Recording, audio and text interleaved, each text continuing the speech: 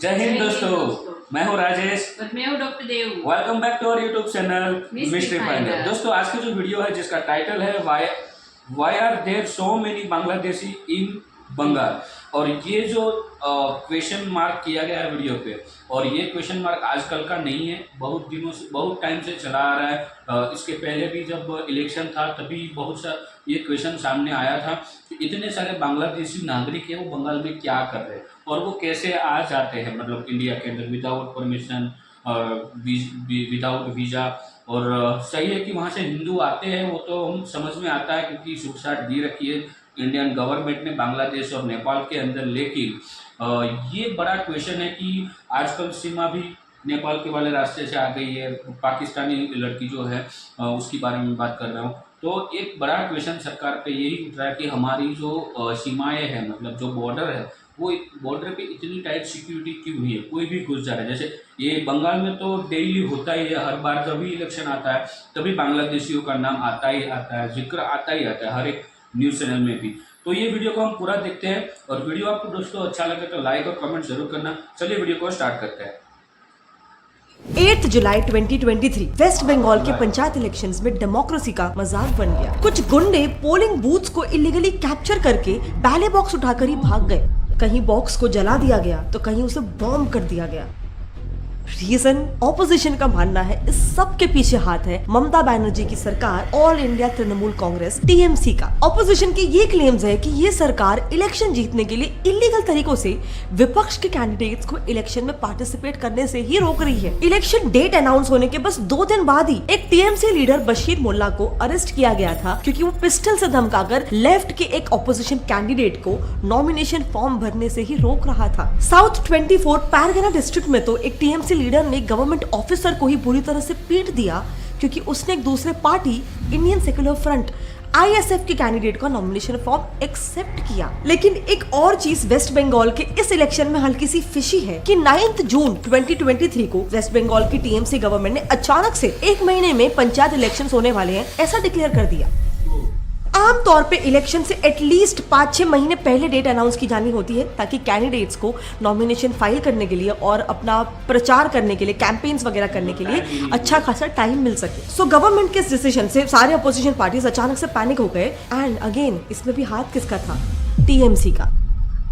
ऊपर से 1 महीने में भी आप जोड़ दो गुंडागर्दी जो ऑपोजिशन को नॉमिनेशन फॉर्म भरने से ही रोक रही। बेसिकली ऑपोजिशन का मानना है कि वेस्ट बंगाल में डेमोक्रेसी से नहीं बल्कि बाय फोर्स ममता बनर्जी अपनी सरकार मेंटेन करवा रही है। लेकिन व्हाट्स इंटरेस्टिंग इज कि वेस्ट बंगाल में कोई आज की बात नहीं है। वेस्ट बंगाल में वायलेंट इलेक्शंस की अच्छी खासी हिस्ट्री रह चुकी है। द प्रिंट के एक आर्टिकल के मुताबिक ये पोल वायलेंस और बूथ कैप्चरिंग 34 इयर्स रूल करने वाले CPI government, communist party of India के गवर्नमेंट का एक विनिंग फॉर्मूला था जिसे ही टीएमसी आज तक कंटिन्यू कर रही है। बंगाल में 1999 से 2016 तक 365 पॉलिटिकली मोटिवेटेड मर्डर्स हुए हैं और एनसीआरबी के हिसाब से सबसे ज्यादा पॉलिटिकली मोटिवेटेड मर्डर्स टीएमसी के रूल में हुए हैं। सो नेचुरल क्वेश्चन ये उठता है कि जब टीएमसी का ये वायलेंस सालों से चलता आ रहा है तो बंगाल की जनता उन्हें इलेक्शन जिता ही क्यों रही है? ममता बनर्जी इतने इयर्स तक पावर में है ही कैसे? वेल, इसके पीछे 2 सिंपल रीजंस हैं, by vote bank politics and by force. ये सीन देखो, यहाँ जो आदमी बंगाल के रायगंज शहर में टीएमसी के लिए प्रचार कर रहा है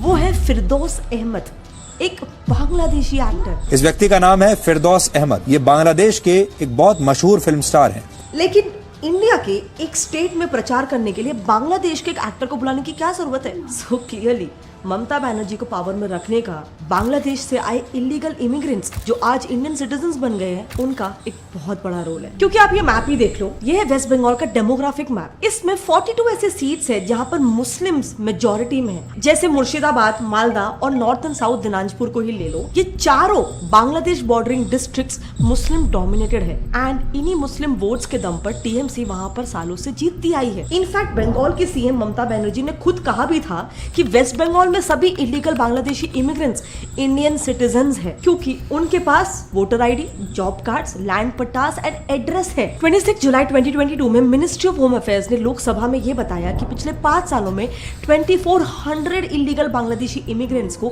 फेक इंडियन डॉक्यूमेंट के साथ पकड़ा गया था। 2016 में तो मिनिस्ट्री ने इलीगल इमिग्रेंट्स का नंबर 20 मिलियन बताया था जो 1971 में 10 मिलियन था, यानी कि डबल हो गया था। आप वेस्ट बंगाल के सेंसस चार्ट में भी देख सकते हो कि हर सेंसस में वेस्ट बंगाल की बॉर्डरिंग डिस्ट्रिक्ट्स में लोग बहुत ज्यादा बढ़ रहे हैं। लेकिन ऑफ कोर्स नेक्स्ट क्वेश्चन ये आता है कि ये बांग्लादेश के इलीगल इमिग्रेंट्स इंडिया में आकर इंडियन सिटीजनशिप कैसे ले लेते हैं। तो देखो ये लाइन दिख रहा है, ये इंडिया और बांग्लादेश के बीच का 900 किलोमीटर्स का एक एरिया है जो कंप्लीटली अनफेंस्ड है। मतलब इस बॉर्डर पर मुंबई से जोधपुर जितना डिस्टेंस का एरिया बिना फेंसिंग के है आज तक। एंड इसीलिए इतने बड़े एरिया को राउंड द क्लॉक मैनगार्ड करना फिजिकली और इकोनॉमिकली इम्पॉसिबल है, क्योंकि ऐसा करने के लिए इंडिया को कितनी बड़ी फौज सिर्फ इसी 900 किलोमीटर के पैच में रखनी पड़ेगी, which is also not practical. But ये फेंसिंग ना करने का इससे भी मेजर कारण बांग्लादेश भी है, जो हमेशा फेंसिंग को अपोज करता आया है। एक्चुअली 1971 में बांग्लादेश लिबरेशन वॉर के टाइम पे इंदिरा गांधी और बांग्लादेशी प्रेसिडेंट के बीच इंदिरा मुजाहिद पैक्ट, ये पैक्ट साइन हुआ था, जिसके अनुसार बॉर्डर पर परमानेंट कंस्ट्रक्शन नहीं किया जाएगा कोई भी तरीके का। इस पैक्ट में जो 900 किलोमीटर्स के जीरो लाइन की हमने बात की, उसका क्लॉज को शायद उस टाइम पे इसीलिए डाला होगा कि तब के ईस्ट पाकिस्तान में पाकिस्तानी आर्मी के एट्रोसिटीज से बचाने के लिए कई सारे बांग्लादेशी इंडिया में शेल्टर ले रहे थे। एंड बात ऐसी हुई थी कि चीजें जैसे बेटर हो जाएगी वो वापस अपने देश चले जाएंगे। हुआ भी वैसा ही, लगभग 10 मिलियन बांग्लादेशी वापस भी लौट गए थे, लेकिन एक मेजर चंक देश में रुक गया था। इस दौरान लड़ाई तो रुक गई, पर बांग्लादेशी का इंडिया में आना नहीं रुका। इसीलिए ही 1980s में इलीगल माइग्रेशन को रोकने के लिए इंडियन गवर्नमेंट ने बॉर्डर फेंसिंग की योजना बनाई। पर बांग्लादेश गवर्नमेंट ने 1972 के इंदिरा मुजाहिद पैक्ट को कोट करते हुए ये कहा कि इंडिया जीरो लाइन पर कोई भी फेंस नहीं बना सकता है। अब इस ऑब्जेक्शन को काउंटर करने के बजाय तब के इंडियन पीएम राजीव गांधी जी ने बांग्लादेश की बात मानते हुए जीरो लाइन से 150 यार्ड्स मतलब अप्रॉक्स 137 मीटर्स अंदर की तरफ, इंडियन टेरिटरी के अंदर की तरफ एक फेंसिंग खड़ी कर दी। ऑफ कोर्स इस डिसीजन से इंडिया को तो नुकसान हुआ ही, क्योंकि हमने वॉलंटरीली अपनी आर्मी को 150 यार्ड से पीछे ले लिया। लेकिन इससे भी ज्यादा भारी नुकसान फेंसिंग के उस पार रहने वाले हमारे इंडियन सिटीजन्स को हुआ, क्योंकि वहां उनका घर और जमीन सब कुछ था जिसको छोड़कर वो इस पार नहीं आ सकते थे। एंड फिर सिचुएशन ऐसी आ गई कि अगर उन्हें किसी काम से वापस इस पार आना भी होता तो उन्हें एक दिन में सिर्फ 2-3 बार ही, वो भी पूरे चेकिंग के साथ ही अंदर आने की परमिशन थी। उससे ज्यादा बार वो इंडिया में वापस नहीं आ सकते थे। इसके अलावा वो एरिया टेक्निकली इंडिया से बाहर होने की वजह से उन्हें बांग्लादेश के कई सारे गुंडों का भी सामना करना पड़ता था, जो उनके घरों में घुसकर उन्हें लूट वगैरह करके, उनके साथ असॉल्ट करके वापस बांग्लादेश चले जाते थे। इंडिया की बॉर्डर सिक्योरिटी फोर्सेस बीएसएफ भी इसे रोक नहीं पाती थी, क्योंकि बॉर्डर है ही इतना पोरस और ज्योग्राफिकली हार्ड, जिसे मतलब हर जगह पहुंचना बहुत ही मुश्किल था। सो डेफिनेटली इस जीरो लाइन से इंडिया में इलीगली एंटर किया जा सकता है। लेकिन what about obtaining India citizenship? Well, you will be very shocked to know इसके पीछे ह्यूमन ट्रैफिकिंग दलाल्स का एक बहुत बड़ा नेक्सस है। इंडिया टुडे ने जनवरी 2021 में एक स्टिंग ऑपरेशन कंडक्ट किया था, जिसमें उनके कुछ रिपोर्टर्स ने अपने आप को बांग्लादेशी इमिग्रेंट्स बताकर, इलीगल इमिग्रेंट्स बताकर वो इंडियन सिटीजन्स कैसे बन सकते हैं, इसका ग्राउंड रियलिटी क्या है, ये पूरा प्रोसेस अनकवर कर दिया। उन्होंने क्लेम किया कि बंगाल में कुछ मनी एक्सचेंजर्स जैसे ऑपरेट करने वाले शॉप्स एक्चुअली में ह्यूमन ट्रैफिकिंग अक्रॉस बॉर्डर करवा रहे हैं सिर्फ 15,000 रुपए में। इंडिया टुडे के रिपोर्टर्स को पेट्रोपोल इंटीग्रेटेड चेक पोस्ट, जो कोलकाता से कुछ 80 किलोमीटर ही दूर है, वहां एक शॉप मिली जिसका नाम था साबर एंटरप्राइज मनी चेंजिंग फैसिलिटी, जिसके ओनर बंका ने उन्हें खुद बताया कि 15,000 रुपए में वो उन रिपोर्टर्स को इंडिया का आधार कार्ड, पैन कार्ड और वोटर आईडी के ओरिजिनल डॉक्यूमेंट्स बना के देंगे। फेक नहीं। बंका ने रिपोर्टर्स को ये भी आश्वासन दिलाया कि मान लो अगर वो बांग्लादेश के भी सिटीजन्स नहीं है, कोई और देश के रेफ्यूजीज जैसे कि मान लो म्यांमार के रोहिंग्याज है जो बांग्लादेश में भी इलीगली माइग्रेट होके आए, तो भी कोई बात नहीं, वो उनको बांग्लादेश के भी ऑफिशियल डॉक्यूमेंट्स जो 100% ओरिजिनल होंगे बनाकर दे देंगे। ऐसा इसीलिए क्योंकि जब वो बांग्लादेश के बॉर्डर्स से इंडिया आए तो उन्हें बांग्लादेश के डॉक्यूमेंट्स पहले बॉर्डर के उस पार के सिक्योरिटी फोर्सेस को दिखाने पड़ेंगे, और फिर जब वो इंडिया आ जाए तो उन्हें इस पार इंडियन बीएसएफ को इंडियन डॉक्यूमेंट्स दिखाने पड़ेंगे। अब यूजुअली ये पूरा ऑपरेशन अंधेरे में होता है, जो शुरू होता है बांग्लादेश के सतखिला जिले से, जहां सारे इमिग्रेंट्स पहले एसएमएल होंगे।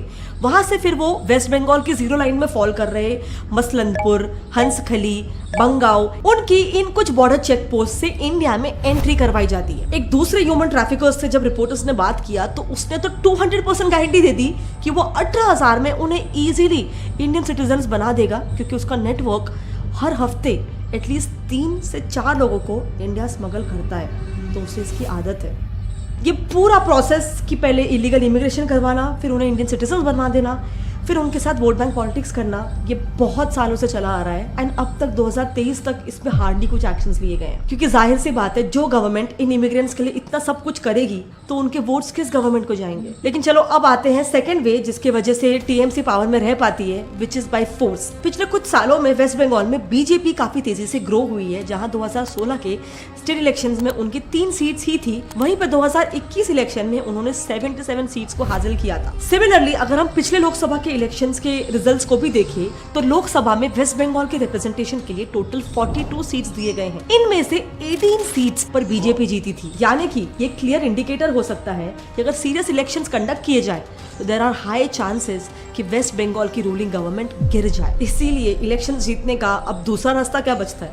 ऑब्वियसली बाय फोर्स, जिसे वहां पर लोकली गुंडा राज या फिर ममता दीदी की भाषा में खेला होबे कहते हैं। 2021 में वेस्ट बंगाल असेंबली इलेक्शंस के बाद जो बंगाल में फीमेल बीजेपी वर्कर्स के रेप्स और अटैक्स हुए थे, उस पर सेंटर ने बंगाल गवर्नमेंट से रिपोर्ट मांगी थी। इस पर एक्ट करते हुए वहां की delegation group of intellectuals and academicians GIA led by Supreme Court advocate Monika Arora ने इस पूरे इशू को अच्छे से समझने के लिए, ग्राउंड रियलिटी समझने के लिए 100 से भी ज्यादा पीड़ित औरतों के बयान लिए थे। इसमें जो उन्हें पता चला, आप सुनोगे तो काफी सरप्राइज हो जाओगे कि ये अभी प्रेजेंट डे इंडिया में चल रहा है। उन सभी पीड़ित औरतों का कहना था कि टीएमसी के गुंडों का एक फिक्स्ड मेथड होता है, वो किसी एक रैंडम जगह पर इकट्ठा होते हैं और फिर वहां से खेला हो बे खेला के नारे लगाते हुए अपने टारगेट्स यानी कि ऑपोजिशन के पार्टी के वर्कर्स या फिर सपोर्टर्स के घरों की ओर बढ़ते हैं। फिर टारगेट के घर तक पहुंचते ही मेल्स को शार्प वेपन्स, डंडास या फिर आयरन रॉड से बहुत ज्यादा पीटा जाता है और औरतों पर सेक्सुअल असॉल्ट किया जाता है।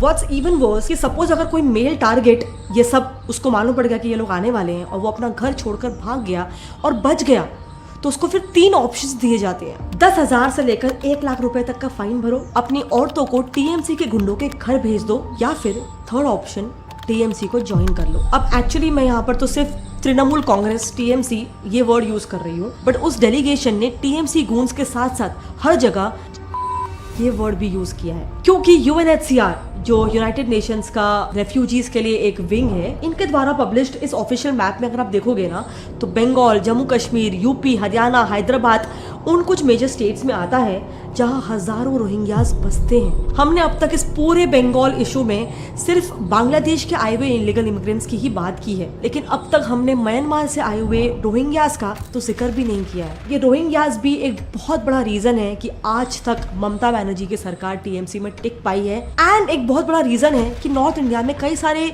एरियाज में वोट बैंक पॉलिटिक्स हो पाता है। ये रोहिंग्यास बेसिकली म्यांमार से आए हुए प्रोसिक्यूटेड मुस्लिम्स हैं जो इंडिया में आकर इलीगली सेटल हो जाते हैं। लेकिन ये इंडिया में कैसे आते हैं, क्यों आते हैं, उनके वोटर आईडीज कैसे बनते हैं, एंड उत्तराखंड में मोस्ट रिसेंटली जो मैसिव राइट्स हुए थे उनमें कैसे इनका भी हाथ था। यस, उत्तराखंड में रिसेंटली ऐसे न्यूज आ रहा था कि बहुत सारे मुस्लिम्स का मास एक्सोडस करवाया जा रहा है, उनके घरों के, दुकानों के बाहर क्रॉसेस बनाए जा रहे हैं, and in retaliation of course Muslims भी बहुत मैसिव प्रोटेस्ट कर रहे हैं। इस पूरे प्रोटेस्ट के पीछे क्या रीजन है जो उत्तराखंड में चल रहा है, एंड इसमें रोहिंग्यास का क्या हाथ है, इस टॉपिक पर हमने डिटेल वीडियो बना रखा है। अगर आप वो देखना चाहते हो तो आप यहाँ पे क्लिक करके उसे देख सकते हो। बंगाल में रिसेंटली इलेक्शंस के वक्त जो वायलेंस चल रहा है, आई डोंट थिंक उसके पीछे के रीजंस काफी लोगों को पता है, तो प्लीज वीडियो को जितना हो सके अपने फ्रेंड्स और फैमिली में शेयर करना। मिलते हैं अगले टाइम, तब तक के लिए जय हिंद। थैंक यू मैम, आपने इतनी सारी हमें बहुत ही जानकारी दी है, और मेरा एक ही पॉइंट है इसमें कि अब हमें ना ये वीडियो देखने के बाद बांग्लादेश और हमारा जो बंगाल है उसको सेव करना बहुत ही ज़रूरी है, क्योंकि अब ये इस पर कुछ एक्शन नहीं लिया गया तो ममता बनर्जी है ना, वो मतलब ये जो इलेक्शन जीतने के लिए वो कोई भी हद तक जाती है, किसी भी हद तक वो जा सकती है। मतलब अभी उन लोगों ने वहाँ के मतलब जो सरपंच वगैरह के जो इलेक्शन आते हैं, ग्राम पंचायत के इलेक्शन, उन लोगों ने एक ही महीने में डेट दे दी, तो इसी महीने मतलब अगले महीने में ग्राम पंचायत का वो मतलब इलेक्शन है। तो ये मेरे को डर लग रहा है उसको बीजेपी से। और अभी जो आ रहा है ना वो रूल्स, अभी ये मानसून सत्र में यूसीसी, हाँ यूसीसी वाला, तो उसके पहले उसको ये वोटिंग करके उसको वहाँ पे भी उसकी सरकार बना देनी है, मतलब ग्राम पंचायत में भी। तो उस मोदी जी से तो मैं 110% लिख के दे सकता हूँ कि ममता बनर्जी पूरी तरह से डरी हुई है, और मोदी जी के सामने जीतने के लिए वो किसी भी हद तक जा सकती है। और बांग्लादेश से जो लड़कियां लाई जाती, तो बंगाल की लड़कियां 15-15, 20-20 हज़ार लड़कियों को भेज देते बांग्लादेशी। यार हद है तुम लोगों की, तो क्या क्या क्या समझ में नहीं आ रहा है यार। और दूसरी बात यह है कि अभी जो बॉर्डर, हाँ 1971 में जब राजीव गांधी की सरकार थी और वहाँ पे जो युद्ध हो गया, उसके बाद की जो बात है उसमें अग्रीमेंट हुआ था कि भारत की साइड से या तो बांग्लादेश की साइड से कभी भी कोई भी ऐसी पक्की मतलब ये इमारत, मतलब ये जो बॉर्डर है ना वो नहीं बना सकते। लाइक तार हो गए, कांटे के जो तार होते वो वाले बॉर्डर, या फिर कोई दीवार बनाना, ऐसी कोई बॉर्डर, ऐसी बॉर्डर नहीं हो सकती है, ऐसा अग्रीमेंट किया गया था। लेकिन मोदी जी यूसीसी इसीलिए ही ला रहे, ठीक है। यूसीसी का फुल फॉर्म मैं आपको यहाँ पे बता दूँ।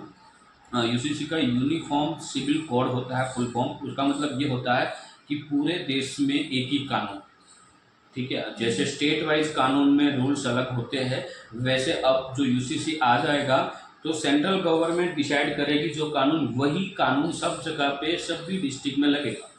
मतलब पहले क्या था, गुजरात के लिए कुछ अलग कानून, हिंदू के लिए कुछ अलग कानून, मुसलमान के लिए कुछ अलग कानून, और कोई धर्म है तो उसका कोई अलग कानून, ये सब कुछ अभी तक था। इसीलिए तो ये ममता बनर्जी को जीतने का मौका मिल रहा है। और मैं सही बोल रहा हूँ कि यहाँ यानी कि बंगाल में ढंग से वोटिंग की जाए ना, फुल सिक्योरिटी के साथ, तो ममता बनर्जी की एक भी पार्टी के जो मतलब वहाँ पर कुछ 42 सीट है ना, मैं लिख के देता हूँ 5 सीट से ज़्यादा नहीं आएगी, मैक्स टू मैक्स 5 सीट, वो भी बहुत मेहनत करने के बाद टीएमसी को 5 सीट मिलेंगी। वहाँ पे जो हिंदू है वो भी उससे कंटाल चुके हैं, वहाँ पे जो मुस्लिम है आम, ऐसा जो पार्टी के साथ जुड़े हुए नहीं है, लेकिन उसको घर चलाने के लिए, खाने पीने, रोटी कमाने के लिए जो उसको चाहिए, वैसे जो वहाँ पे लोग हैं ना वो कभी भी टीएमसी को वोट नहीं करेंगे, ठीक है। जो हाँ वहाँ के जो गुंडे हैं, बांग्लादेश से आए मुसलमान है, फिर म्यांमार से आए मुसलमान है, वो सारे गुंडे उसको भर के रखे और उसको बाकायदा पैसा देती है, वो बाकायदा पैसा देती है ये सब गुंडागर्दी के काम करने के लिए। और ये वहाँ पे सिक्योरिटी के साथ जो किया जाए ना, तो 110% वहाँ पे बीजेपी आएगी। और इस बार यूसीसी आ गया तो लिख के ले लो, वहाँ पे बीजेपी की ही सरकार बनेगी। और बीजेपी की नहीं बनेगी तो कोई और सरकार बनेगी, लेकिन टीएमसी नहीं बनेगी, क्योंकि वहाँ पे अभी लास्ट समय जब वोटिंग हुआ तो ममता बनर्जी खुद उसकी सीट पे हारी थी, ठीक है। उस पर भी कुछ गेम खेल लिया क्या है पता नहीं, पैसा वगैरह दे के उसने मतलब वही की पीएम वही रही, ऐसा हुआ, मतलब वहाँ के मुख्यमंत्री वही बनी, ठीक है। तो अब वोटिंग होगा तो ममता बनर्जी आप देख लो, आपकी सरकार का नामो निशान भी रहने वाला नहीं है, क्योंकि अब सब लोग जाग चुके हैं बांग्लादेश में क्या हो रहा है। अब तक क्या था कि इंडिया के अंदर इंटरनेट इतना फ्री नहीं था, ठीक है। सब लोग जो न्यूज़ में देखते, न्यूज़ में शॉर्ट में सब कुछ बताया जाता था। अब वहाँ के जो लोकल पब्लिक है वो खुद यूट्यूब में वीडियो डाल के वहाँ पे क्या क्या हो रहा है वो मैं बता रहे हैं, ठीक है। क्योंकि नेट सस्ता हो गया, इंटरनेट सस्ता हो चुका है, तो अब सबको पता चला। तो ममता जी पूरी बौखला गई। अब उसका जो नारा है ना, खेला हो गए, तो ये उसका मतलब यही होता है, खेला हो गए का मतलब यही है कि वहाँ पे मारो पीटो ये सब कुछ करो, कुछ भी करके गवर्नमेंट टीएमसी की होनी चाहिए। तो अब देख लो भाई, यूसीसी आने वाला है ममता जी, और आप आपका बिस्तरा पोटला जो भी आपके पास हो वो बांध के रेडी रखो। आपका अभी का जो टाइम पीरियड अब तक जो था उसको आप कुछ याद रखने के लिए आगे तो उसको इकट्ठा कर लो, क्योंकि अब आपकी भी सरकार वहाँ पे बसने वाली नहीं है। क्योंकि अब वहाँ पे बीजेपी आएगी, या तो कोई और सरकार आएगी, कांग्रेस समझ लो या फिर आम आदमी समझ लो, कोई भी सरकार तीनों में से आएगी, लेकिन टीएमसी नहीं आएगी, ये पक्का है यहाँ। और ना आए तो वहाँ की आवाम को अच्छा होगा, और वहाँ की आवाम के लिए बेहतर होगा कि वो टीएमसी को ना लाए। क्योंकि जैसे यूपी में गुंडा राज खत्म किया है ना, वैसे अब एक बंगाल बचा है, बाकी सभी राज्यों में अब सुख और शांति है। एक बंगाल बाकी है, तो उसका भी अब नंबर आएगा। ये 5 जो बीजेपी का मैनिफेस्टो था ना, उसमें एक ये भी था यूसीसी वाला, तो ये अभी मानसून सत्र में आई थिंक बिल पास हो जाए। जो बिल पास हो गई फिर खत्म, फिर आप ये गुंडागर्दी वाला नहीं करता। तो दोस्तों इस वीडियो के बारे में आपका क्या कहना है, और टीएमसी को आप अच्छे से जानते हो, हम तो देखते हैं तो सिर्फ यूट्यूब में वगैरह। अभी मैं कभी बंगाल नहीं गया हूँ, जब जाऊँगा वहाँ तो मैं ध्यान से देखूँगा रूबरू देखूँगा। लेकिन जिस हिसाब से हम वीडियो देख रहे हैं और न्यूज़ आर्टिकल पढ़ रहे हैं न्यूज़ में, तो पता चल रहा है टीएमसी की जो कार्य करतूतें हैं वहाँ की वो हमें पता चलती है। लेकिन बंगाल को सेव करना हमारी जिम्मेदारी है। आप सब लोग यंगस्टर आगे आओ और बंगाल को सेव करो। अदरवाइज जैसे पाकिस्तान से भी अब घुसपैठी चालू हो चुकी है, बांग्लादेश से तो ऑलरेडी हो रही है और म्यांमार से भी हो रही है, ठीक है। तो ऐसे सब लोग घुसपैठ चालू हो जाएगी तो जैसे हम एक समय हम अंग्रेजों के अंदर में थे वैसी हालत फिर से होने वाली है, क्योंकि बाहर से जो लोग आते हैं ना तो उस पर कभी भी भरोसा नहीं किया जा सकता है। और आपकी क्या राय है आप कमेंट में लिखकर हमें ज़रूर बताइए। मिलते हैं अगले नेक्स्ट वीडियो में दोस्तों, तब तक के लिए जय हिंद, जय भारत और वंदे मातरम।